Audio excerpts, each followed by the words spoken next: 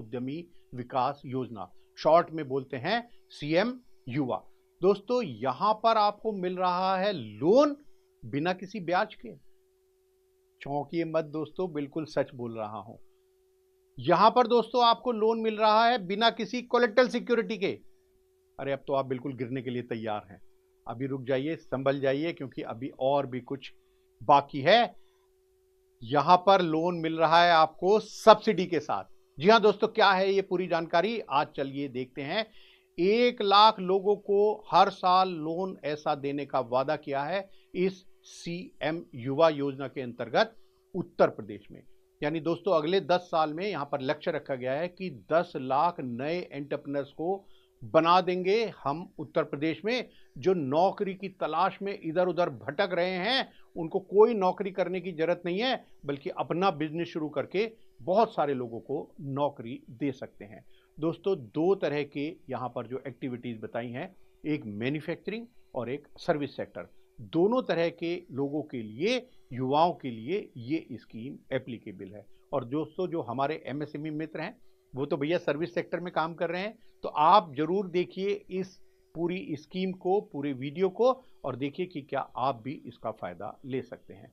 दोस्तों यहां पर जो प्रोजेक्ट कॉस्ट है, सरकार ने कहा है कि वो 5 लाख रुपए तक की आपकी होनी चाहिए, तब हम आपको 100% interest free, 100% collateral free loan देंगे। सब्सिडी की बात भी बताऊंगा दोस्तों। यहां सरकार ने कहा है कि देखो अगर आप जनरल कैटेगरी में हैं तो आपको भैया 15% का मार्जिन लगाना होगा।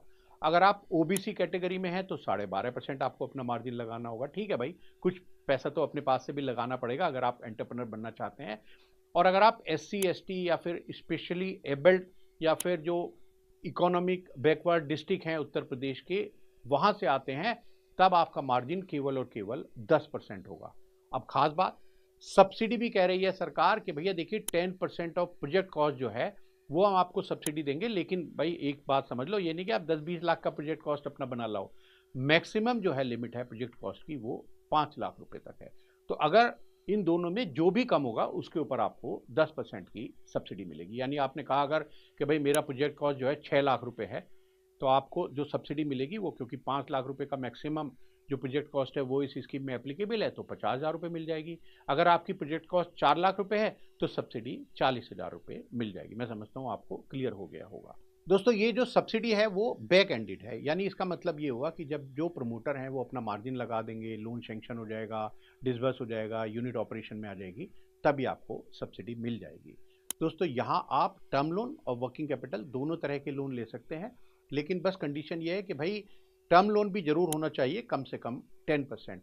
और जो कॉस्ट ऑफ लैंड और बिल्डिंग है वो भैया कवर नहीं है, तो आपको कोई मशीन लेनी है तो वो भी आप इसमें ले सकते हैं। और ये लोन 4 साल तक के लिए रहेगा और 6 महीने का मोरेटोरियम पीरियड भी मिलेगा, यानी 6 महीने तक आपको कोई पेमेंट करने की जरूरत नहीं है। इंटरेस्ट तो भैया देना ही नहीं है, तो इंटरेस्ट की तो कोई बात ही नहीं है, लेकिन मूलधन भी आपको 6 महीने तक नहीं देना है। दोस्तों इस तरह से इसमें देखिए, तो इंटरेस्ट सब्सिडी हुई, सीडीटी एमएससी कवर हुआ कोलेटरल सिक्योरिटी के लिए, और बैक एंडेड सब्सिडी भी यहाँ पर दी जा रही है। दोस्तों एक और खास बात, अभी यहाँ रुकी नहीं है सरकार। उन्होंने कहा देखो भैया डिजिटल इंडिया जो है वो मोदी जी ने एक बहुत बड़ा एक स्कीम लॉन्च की है, तो अगर आप डिजिटल ट्रांजेक्शन करोगे तो हम आपको कुछ और इंसेंटिव देंगे। सरकार ने कहा कि 1 रुपी पर ट्रांजेक्शन आपको हम देंगे और 2,000 रुपये हर साल हर यूनिट को हम दे सकते हैं, यानी आपके 2,000 ट्रांजेक्शन पर हम 2,000 रुपये और आपको दे देंगे।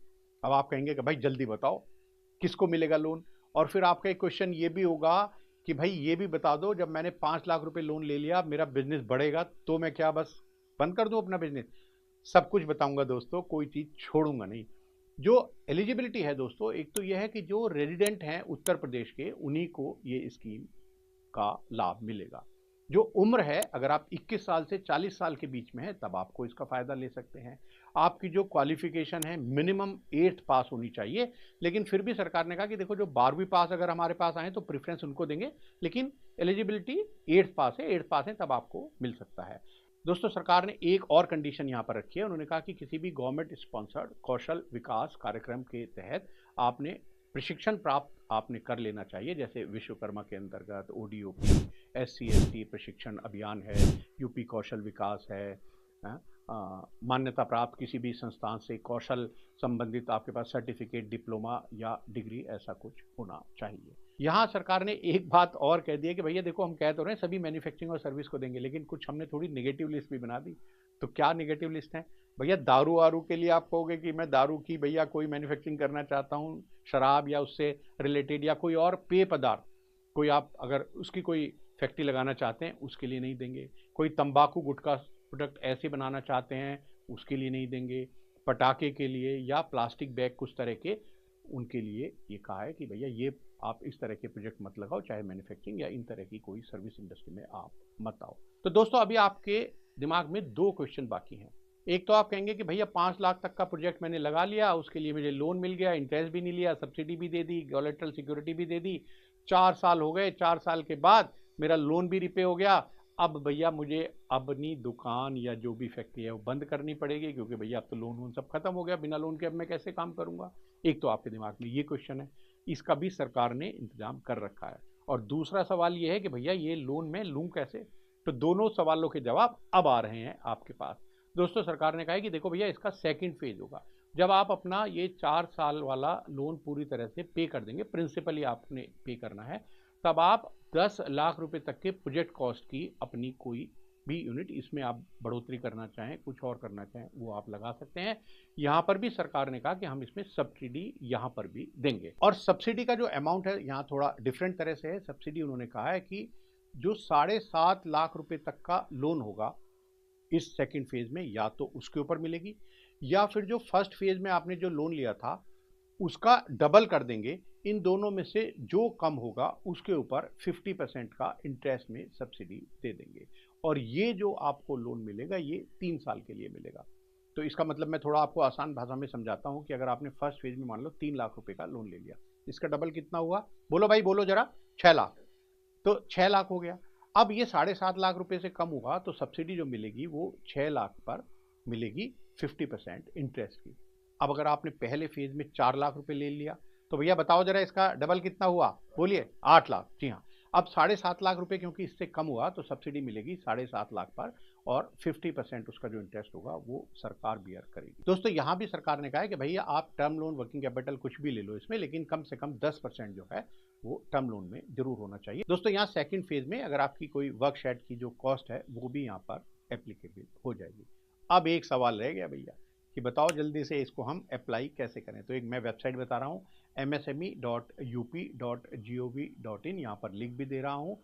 यहाँ जाकर आप इसका फ़ायदा ले सकते हैं। बहुत जल्द मैं स्टेप बाय स्टेप प्रोसेस भी आपको बता दूंगा। लेकिन दोस्तों मैं आपको बता देता हूँ कि कौन कौन से डॉक्यूमेंट आपको तैयार रखने हैं, ताकि जब आप इस वेबसाइट पर जाएं msme.up.gov.in पर, तो आप वो डॉक्यूमेंट अपलोड कैसे करेंगे।